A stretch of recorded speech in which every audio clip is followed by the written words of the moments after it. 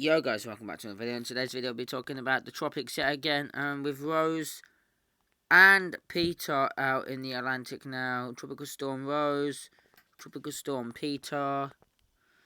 Invest 98L now. It's been designated as Invest 98L.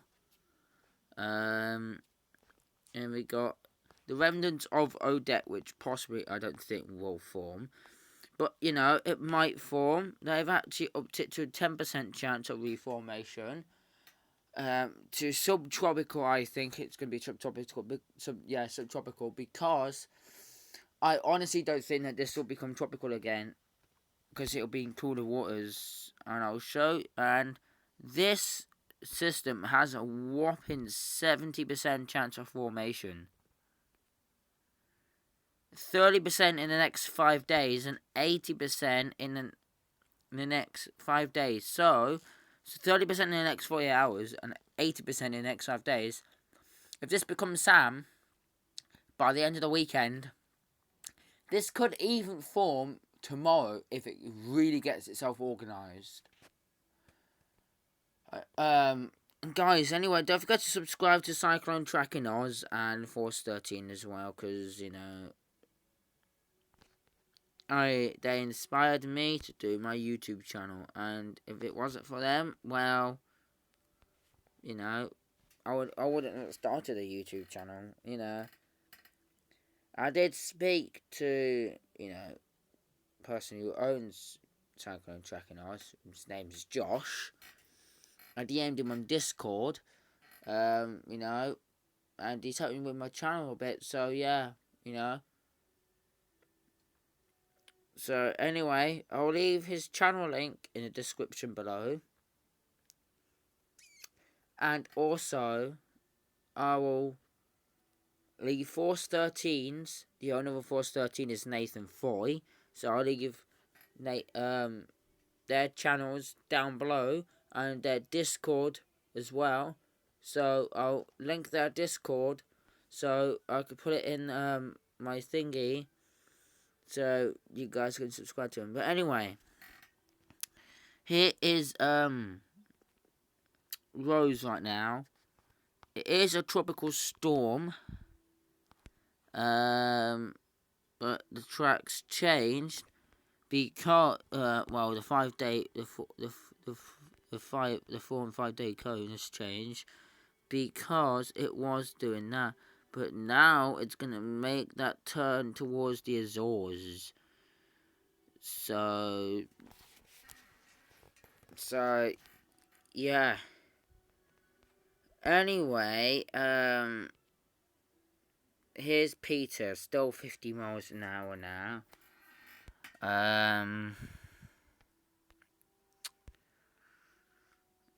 As you can see, it's going to be probably 50 there. Probably going to be 50 miles an hour here. Then 45. No.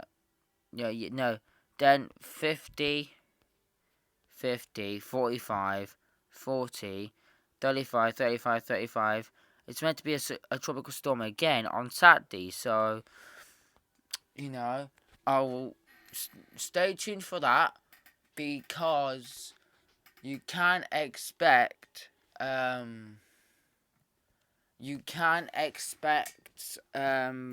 tropical storm conditions on Bermuda.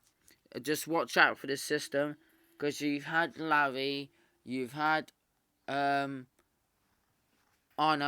earlier on this season in May. So, you know, just stay tuned for that. But yeah, this is it is impacting the Leeward Islands, giving the Leeward Islands some rainfall. Same with the Great Antilles, it's giving them some rainfall. But the next wave behind it's uncertain whether it's going to turn north or whether it's going to go into the Caribbean and become a massive, strong storm. We don't really know what it's going to do, because there's a lot of uncertainty right now. Because the ridge isn't strong enough, as you can see, because the ridge is up here, and is backing off towards the east. Well, our west, as England calls it. But yeah. Anyway, I'm going to low Tropical Tibbetts. Now, I don't know if Tropical Tibbetts is still having that problem. It probably is, because they are based in Hawaii, and actually no. Actually, yes. No, yes. Yes. They're all back on. They're all up and running again. So, yeah. Well, Rose actually looks really good right now. I'm not gonna lie. Rose looks really good. The center is inside all of that convection, I think. I'll have a look on visible satellite imagery. It actually looks like the center is inside of the yeah. You can see that rotation in the middle of the circulation. Unless the circulation's on this side, you don't really know. But that is a really good looking storm. I am not going to lie, that is a good looking storm. This is one of the best tropical storms that we've had in the this season so far. Well, one of the best tropical storms, not one of the best hurricanes, because the best hurricane, in my opinion, that looked really nice, had to be Ida, because Ida's structure was actually a bit similar to Laura last year. I'll pull a picture up of Laura now, in a minute. Give me one sec. I will show you the El Nino La Nina watch. We are in La Nina right now, as of the 20th of September. Nino 3, yes, Nino 3 is pointing down towards A. So basically, we are in a very weak La Nina right now, and it's going down rapidly, and also, just expect that Nino 1 plus is going up out of the La Nina now, which I don't know why. Nino 4 is still at -3. Nino 3.4 is leveling out. We have been going down. We have been trending down the past few months. Because up here, obviously, it was June. In June, we were in like a very, very warm neutral in June. Then we started to go down. And in July, we went down. Then we went back up. And then June, we went up. July, we went back up and then down again. And then we went down, kept going down.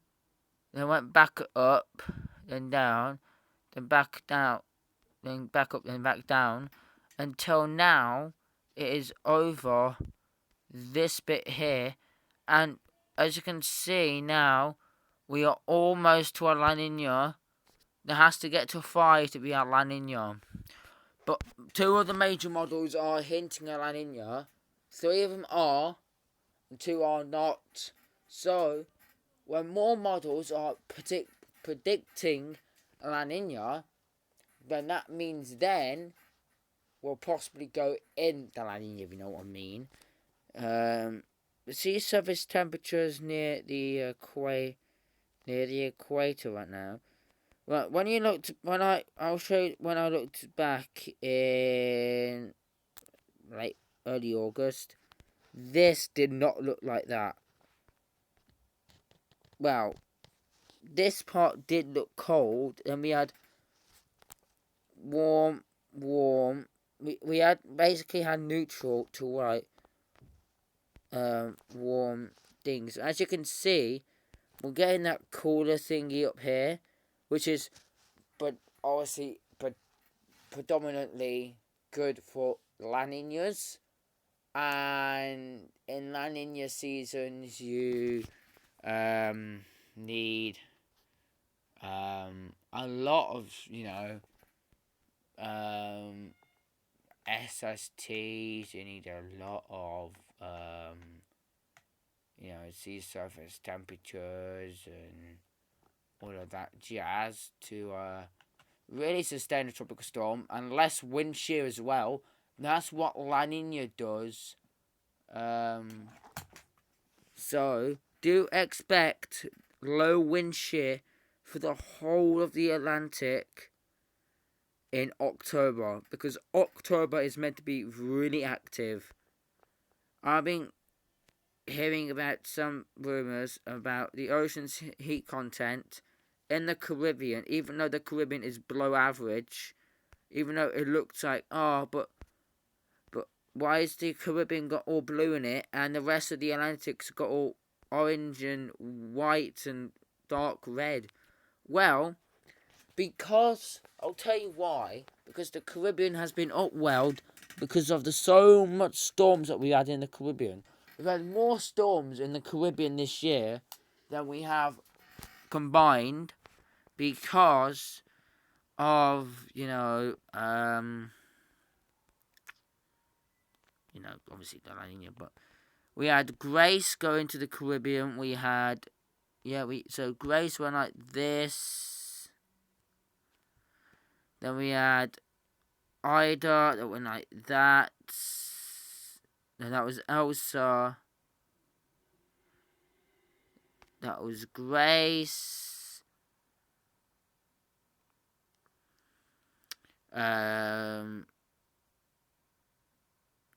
Fred.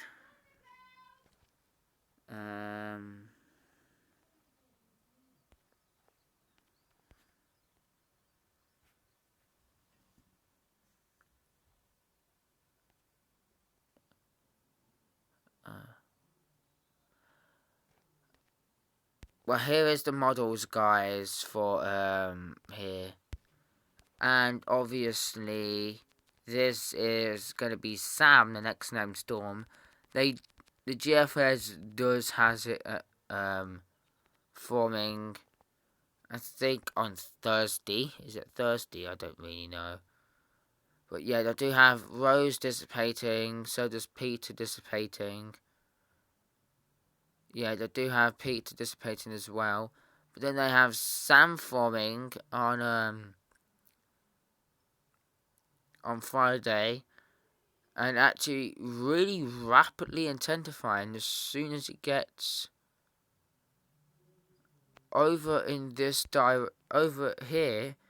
It actually does start to, rapidly intensify, and then we do have another broad area of trough coming off the coast of Africa, which obviously now that we will get that enhanced, and obviously it does turn north, which is really, really lucky for North Carolina, because if they get a major hurricane, that's it, they are screwed.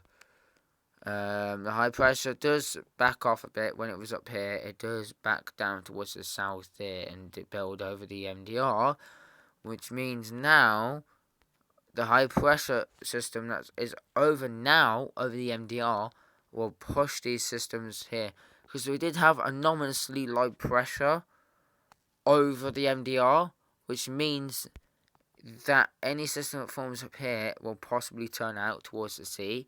But now that we probably will get a high pressure, and hopefully we'll get a high pressure over the